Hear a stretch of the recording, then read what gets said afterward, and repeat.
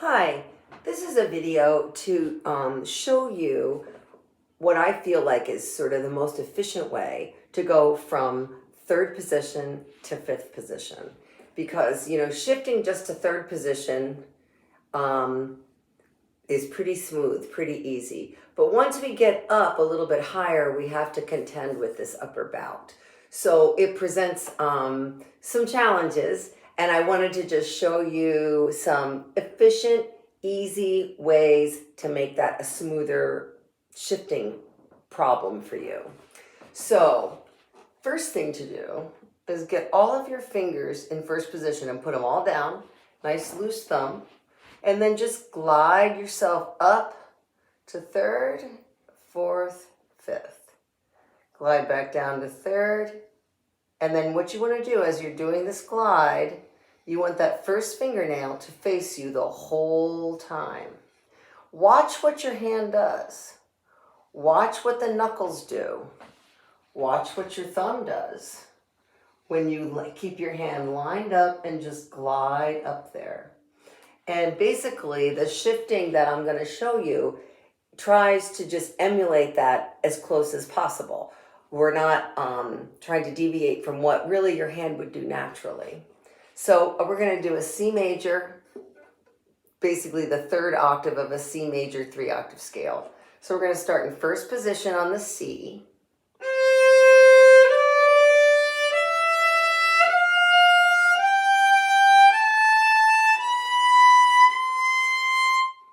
Here I am gliding. Here I am shifting.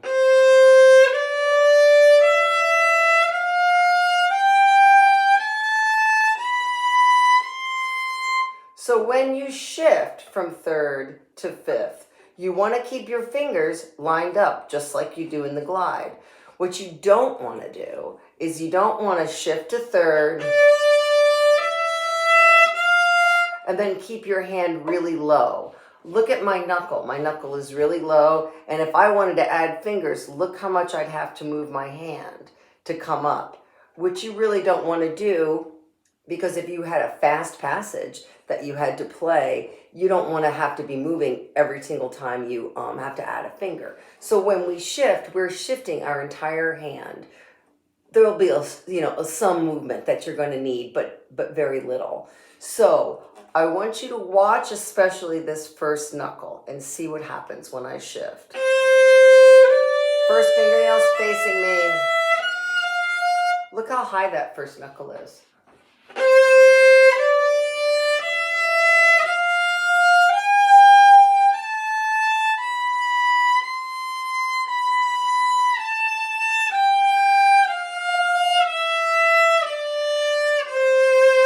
And you'll notice that my fingernail's facing me the whole time, just like it does in the glide. And also, look what happens to the thumb. It should look very similar as it does when you're gliding.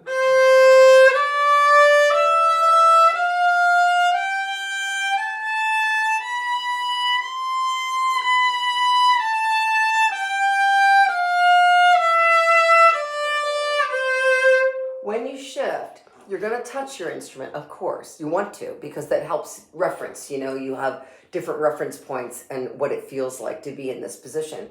But what you don't want to do is lean. You really want to just barely kind of just skim it, In fact, there's a good part of my hand that isn't even touching.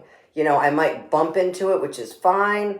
And I might, especially as I add my fingers, I'll be touching it, but never ever just leaning on it, because obviously this shift just only takes you to fifth, and you have to have the proper hand position so that you can also make it go to sixth and seventh and eighth and all of that.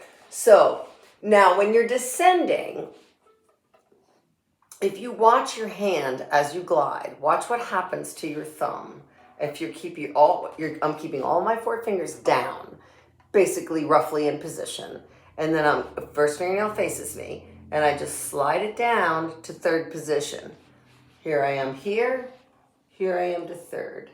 Here I am here I am to third. So a lot happens. It has to, because of the upper bout that we have to kind of get around.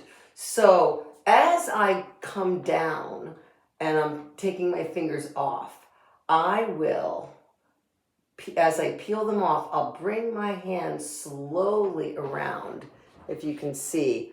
4, 3, 2, see? And then by here, I'm practically in third position with my thumb.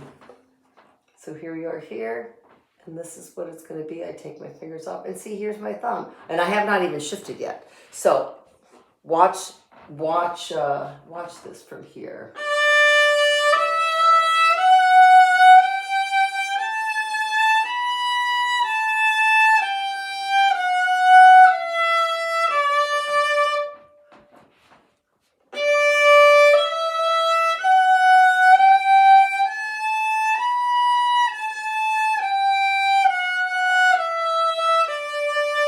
Here's the scale.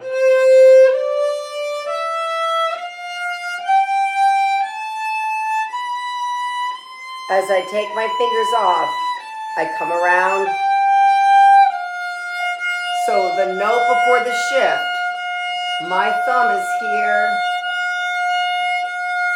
My hand is up against the viola. It makes it a very, very small motion when you actually have to make the shift, because you've done a lot of the work as you've taken your fingers off. This works really well with 3-octave scales, and the same rule applies when you're trying to go from 3rd to 6th position. Same deal. You want to keep your first fingernail facing you, and I really like using that glide and watching my hand glide with all 4 fingers down, watching it glide. Watch it in the mirror, so you can see all the different angles. Watch it from this perspective, and also see where you're touching your viola, where, again, you're not leaning, but touching your viola is perfectly fine. Okay, hope this helps. Bye.